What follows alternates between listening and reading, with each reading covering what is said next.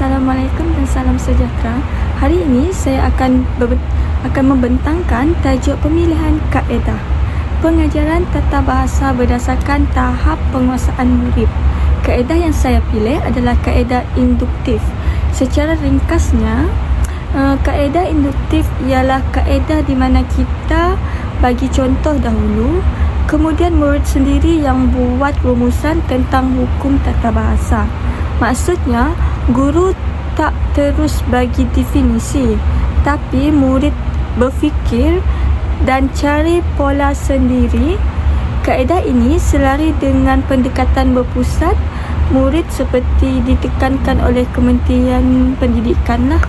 Untuk tahap yang pertama iaitu tahap rendah, biasanya murid lemah ini susah nak faham definisi yang panjang. Jadi saya bagi contoh yang mudah, iaitu contohnya adalah kata adjektif.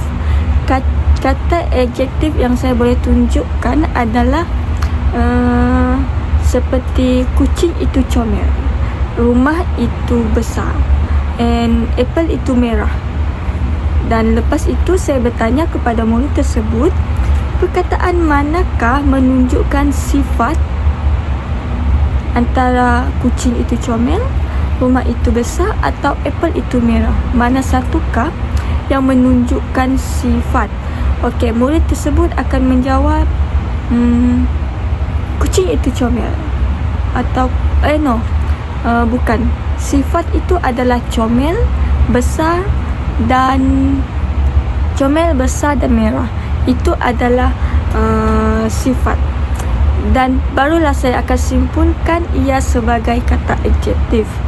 Okey, jadi objektif murid adalah boleh mengenal pasti kata adjektif dan bina satu ayat yang mudah untuk sendiri fahamlah.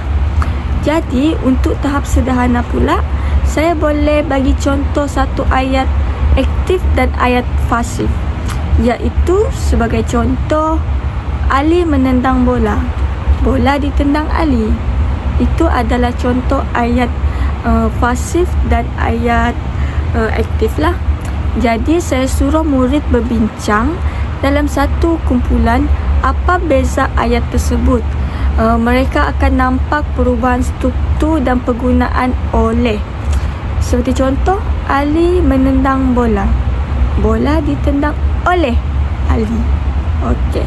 Dari situ mereka sendiri akan faham beza kata aktif dan kata pasif. Ayat pasif dan ayat aktif lah. Jadi untuk murid yang tahap tinggi pula, saya akan bagi satu perenggan dan minta mereka cari kata hubung. Kemudian jelaskan fungsi kata hubung itu sama ada sebab, syarat ataupun pertentangan. Dan jadi di sini murid sekadar kenal pasti, tapi murid bukan sekadar untuk mengenal pasti hubungan sama ada sebab, syarat dan pertentangan.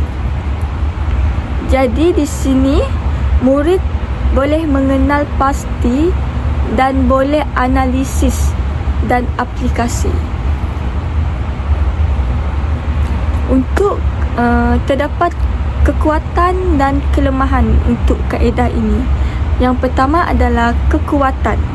Antara kelebihan induktif ialah murid lebih aktif dan ia tidak bergantung kepada hafalan dan lebih memahami konsep yang lebih mendalam lah. Tapi kelemahan untuk kaedah induktif pula, ia ambil masa dan murid lemah perlukan bimbingan yang lebih jelas, terutamanya bimbingan guru dan rakan yang lebih memahami lah.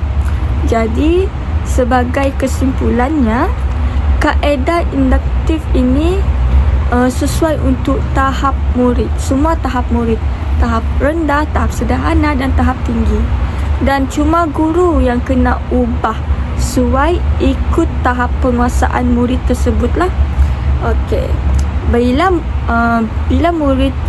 murid dah jumpa jawapan, pembelajaran jadi lebih bermakna dan mereka lebih yakin dan meyakinkan bahasa dan lebih yakin menggunakan bahasa. Maaf. Sekian, terima kasih. Bye.